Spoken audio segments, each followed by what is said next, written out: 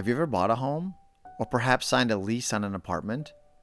Whether it's your first or second time, each decision to find a place to live is unique. But have you ever stopped to think why? Imagine buying your first house. It's not just you, it's your whole family, parents, grandparents, even close friends. The decision becomes a grand event, almost embarrassingly full of opinions. Now fast forward to buying your second home. This time, it's quieter. Just you and perhaps your partner. No crowds, no fuss. What changed? The home didn't. The product didn't. The people and the context did. So why do I share this with you? Because buying a house, much like marketing, is filled with complexities and inconsistencies. The product stays the same, but the context changes and the people who are involved continually changes. So what does this mean? This means that we need to have excellent research on who our customers are. We need to observe them. We need to watch them. We need to talk to them. We need to know everything about them. Because what we'll start to notice is patterns will emerge.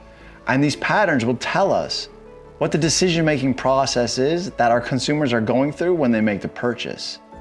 So in today's lesson, we're going to talk about a handful of different types of decision-making processes that consumers go through, so that hopefully by the end of the lesson, you'll not only understand the purchasing decision-making process that you go through, but you'll start to notice the ones that exist among you every single day. And this is how you can take the first step to developing a good marketing plan. Let's explore the first two types of decision-making that our consumers go through: cognitive and emotional. Emotional decisions are guided by our feelings, often spontaneous, summed up by, "I'll know it when I see it." Look at shoppers in IKEA. They're not merely seeking practical items. They're instinctively drawn to products that resonate on a personal level. The comfort of a soft pillow, the warmth of a plush rug, or the eye-catching color of a towel. These items speak to their senses, turning a mere purchase into a reflection of their identity and style. Switching gears, cognitive or thinking decisions require logic and a well-thought-out set of criteria. Take, for instance, buying a smart home system at Target. Shoppers here engage in a very different type of decision-making. They scrutinize things like installation, type of monitoring, smart features, and prices, evaluating what best suits their specific needs and living spaces. Why are these items at the back of the store? It's strategic. Target understands that you're invested in this purchase. The walk to the store, passing multiple tempting, emotionally driven products, doesn't deter you. You've come to Target with a plan, and you're going to follow through with the plan.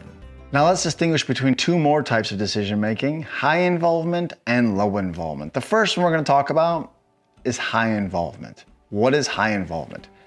High involvement purchases are purchases that if you get wrong, you feel like there could be a potential negative consequences. So they're very, very similar to cognitive, but the little additional is there could be a negative consequence if you get it wrong. So for that reason, you pause one step longer before you actually make the purchase. So sticking with our home buying example, to me, a perfect example is choosing your mortgage, choosing your insurance company, and choosing your realtor. These three things can have huge negative consequences if they're not done correctly. Think about your mortgage. If you don't get the right mortgage, you get a poor interest rate. This could last 15, 20, 30 years. You're paying this unfair, potentially, interest rate. Insurance, at the time, you might be looking for a good deal until something happens to your house, then it's not such a good deal. And a realtor, of course, if you get a good realtor, they're gonna find you a good house, they're gonna help negotiate a good deal, especially in today's market. That's even more important than it's ever been.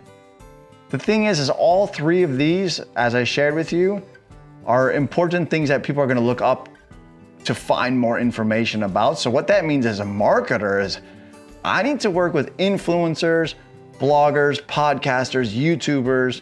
I need to have my own content out there because I know that you as a consumer are gonna go online and you're gonna search for these things. And if I don't have information out there for you to find and read about me, you're gonna choose someone else, right? So the approach to it as a marketer is very different. I need to be kind of spamming everyone out there, knowing that people are going to look for these. And if you take a second and just think about products that people look for, these are all the most common products that we see on YouTube. Beauty products, fashion, electronics, anything like computer related, right? These are stuff that's heavily pushed out online because they know that before people purchase them, they're gonna dig through YouTube and they're gonna search these products out.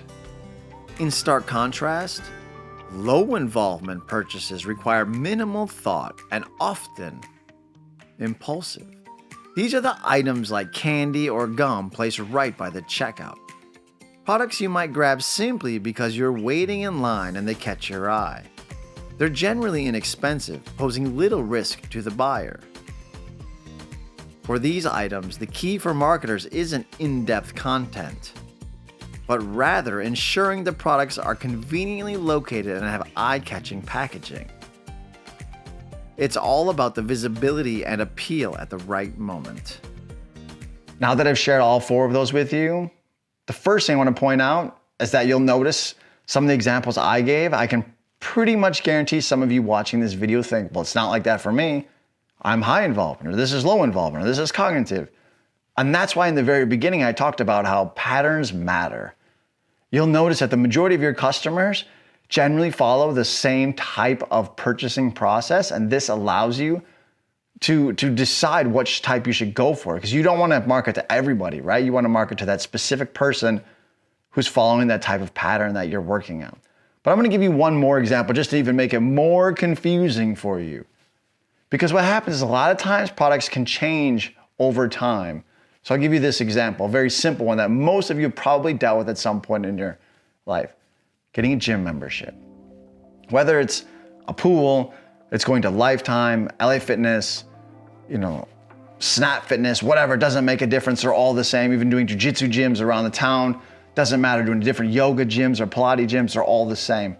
Usually when you're looking to get a new gym, you go around, you visit them, you walk inside of them, you read reviews, maybe you take tours, you're checking out the websites, you're doing everything you can to learn about this. But if you make your choice and your choice is done well, you still have to pay monthly or at least every 6 months. But every 6 months when that payment comes up, you don't do the same process. You just pay it. Right? You don't even think about it. A lot of us are probably even on auto pay. It just comes right out of our credit card, right out of our bank account, whatever. It doesn't even matter. We don't think about it. So think about this decision-making process you just went through. The first one was definitely cognitive, potentially even high involvement because you don't want to make a mistake. But the second one, that's 100% just purely low involvement at the lowest level if it's on auto pay. Didn't even think about it. Me, I've been at the same gym now 8 years. I don't think about it. It just automatically pays.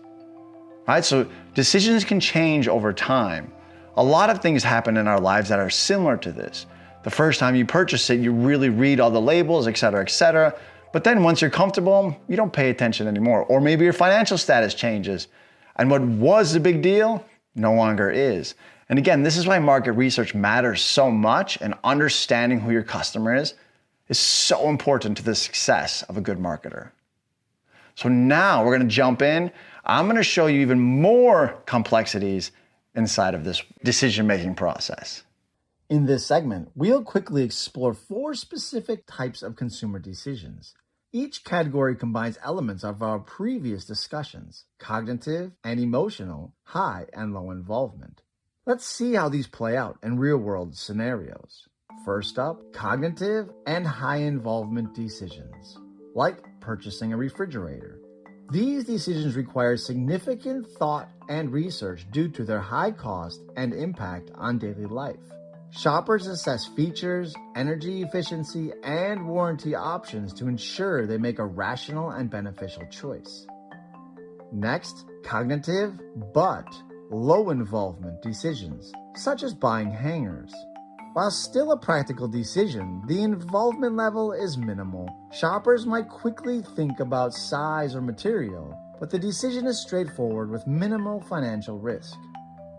Moving on to emotional and high involvement decisions, such as choosing a wedding dress. This decision is deeply personal and significant, involving considerable emotional investment and often a substantial financial commitment as well. I'm gonna let you watch a clip from the famous show Say Yes to the Dress. So here I am praying that I will find a dress.